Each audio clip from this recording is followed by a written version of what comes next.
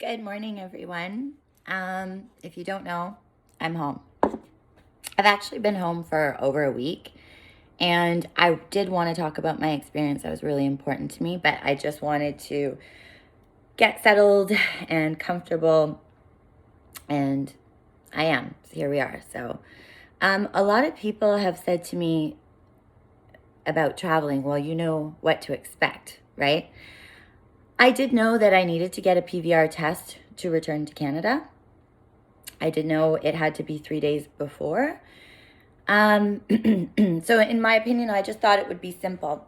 I've traveled all over the world. If you don't know, I was in Australia in December, and I did the 14-day quarantine hotel.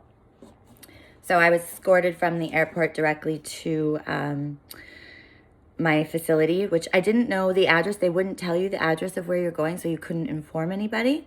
Obviously, when I got to the hotel, I knew where I was. The address was, well, they told me, so it wasn't like hidden or secret at that point. And the address was on the phone.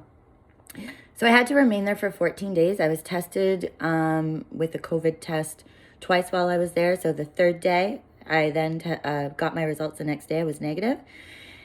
And then by the 10th day, they give you another one. In the last 4 days, you can't leave your room at all, even for fresh air breaks. So you are escorted once in, about twice to 3 times a day, and you're allowed to go outside for fresh air. And you can't leave your room. There's police officers at the end of the halls. It's pretty crazy. I survived, and it was quite the experience. I don't actually regret having that experience. I'm grateful for it. So basically, yeah, I did know that I had to get a test, and whatever. I was fine with that. I was there with, so my parents have a place there, and I was there with 2 of my very good friends, and then my mom's very good friend has a condo further down, and she had her daughter, who I'm also very close with, and her 2 friends, which we've become pretty close over this trip. So anyways, let's get down to it. So I decided to extend my trip to February 10th. So me and my one other girlfriend were going to be staying till February 10th. We started to get all this information as it started to come out. Justin Trudeau announced that he was going to implement the 3-day quarantine with PVR tests, or I'm not sure if they're PVR, but I know COVID tests at the airport. And even though you would fly in with a negative result.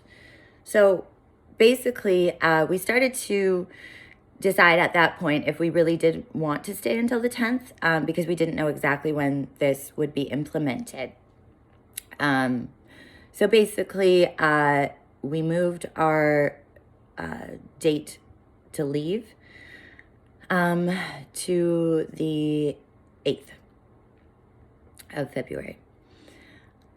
So we had to get a PVR test. You have to get a PVR test within 72 hours of the place that takes you to Canada. So the place that you depart from that's going to take you to Canada. So if you fly, let's say, Mexico to Texas, and then Texas to Canada, you're leaving Texas at 9 a.m., you have to have your PVR test within 72 hours of 9 a.m. So it's not the time that you arrive in Canada. It's the time you depart to get to Canada. So, we get a notification that our February 10th trip has been canceled, the flight. So we're starting to think, okay, well, now we need to book another flight. And we decided to go on the 8th, a little earlier. So we needed the test. I was fortunate to find a hospital there that did the testing. My girlfriend and I went to talk to them to arrange to get everyone that we were with tested, because everyone was now starting to think, okay, we got to get out of here. So basically, we went and got all our tests done, and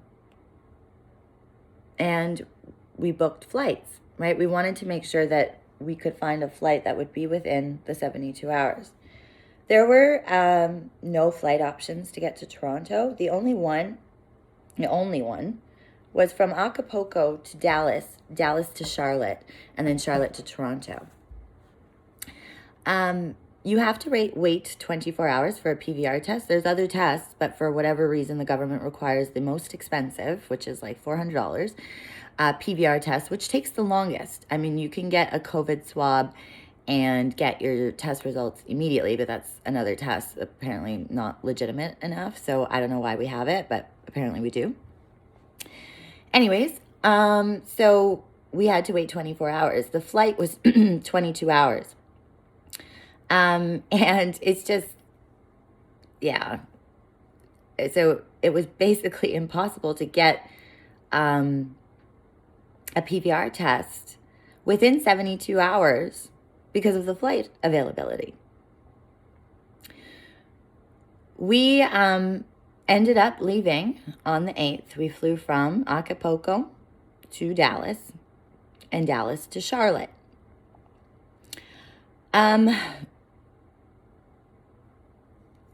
So, sorry, I'm all over the place right now. You're not allowed to let a passenger board a plane unless they're going to make their destination. I learned this when I had to go to Australia. I got stuck in Switzerland.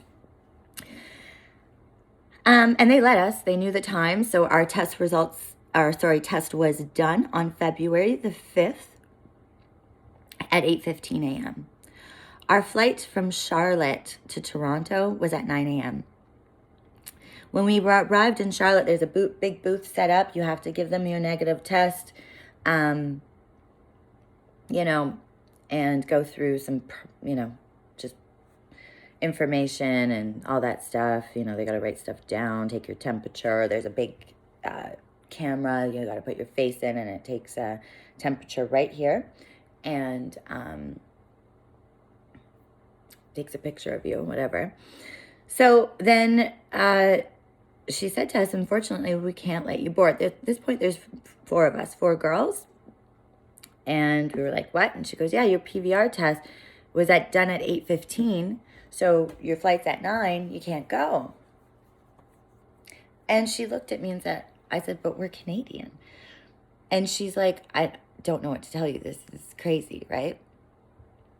So I just want to read you the Canadian Charter of Rights and Freedom, Section 6. It's the right to freedom of movement for every Canadian. And it reads, I'm going to quote this, every citizen has the right to enter, remain in, and leave Canada. We had a negative test result that just surpassed the time by 45 minutes. We were not allowed to board the plane to get to Canada. It was an eye-opening moment for me, being, this woman being like, I'm so sorry, I don't know what to tell you, this doesn't make sense. The person at the gate, the 2 flight attendants, one of them was in tears, crying. Because one of my friends was just, she wanted to get home to her husband. We had at this point been through quite a bit. And it was just a moment where it was like, wow, I can't believe that I can't get into my country by air, even though I have a negative test. So we just kind of grouped together, told everybody to calm down. Everything's going to be okay. Everything happens for a reason, which I truly believe. And I know the reason now. And when you're in those moments, bad moments, guys, they happen for a reason. They're there to teach you a lesson. And if you look back in your life, you're going to look back at all those bad moments and be like, wow, you know what? I'm actually fortunate that happened to me, because that's why I am who I am today. Or that's why, that was supposed to happen that way. So yeah, I just believe everything in life is truly meant to be. We decided we would go try to rent a car and drive over the border. We were in Charlotte. We were 10 hours from Buffalo. So we were going to rent a car. So me and my one girlfriend were at the car rental place. The other people were at the airport trying to see if they could get another flight. There was a flight leaving right away to Buffalo, so the 2 girls got on it while we were just, trying to sort some things out.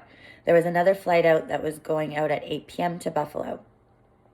So we decided to stay in Charlotte for 12 hours and fly to Buffalo and drive over the border. We got to Buffalo at close to midnight on like February 9th. The other girls had driven through with a taxi driver who was amazing. And we got his number when we landed. So we were fortunate that we had someone that was going to bring us over the border. When we got to the border, the gentleman read us what the government has mandated, asked us, a series of questions. We don't have symptoms. We told him we had a negative test. We told him that we missed our flight. And we got over. And if we break the 14-day quarantine, basically, he said it's up to $1 million fine and 3 years in prison. So that was interesting. Getting over the border was one of the coolest moments. After 36 hours of traveling from Acapulco at noon on the 8th. We actually,